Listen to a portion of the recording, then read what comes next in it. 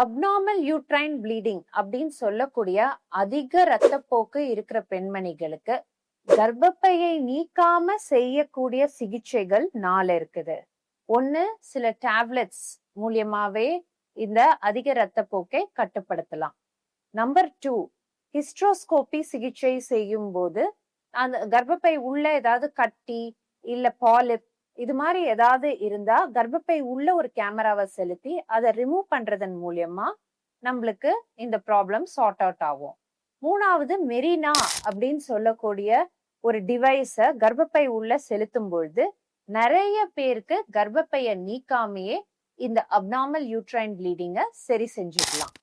4வது, இந்த எந்த சிகிச்சையும் பலன் அளிக்கல, கட்டி ரொம்ப பெருசா இருக்குது அப்படின்னா லாப்ரோஸ்கோபிக் மயோமெக்டமி அப்படின்ற டெக்னிக் மூலியமாக கட்டியை மட்டும் நீக்கி அவங்களுக்கு ஹெவி ப்ளீடிங்ல இருந்து நிவாரணம் அளிக்கலாம்.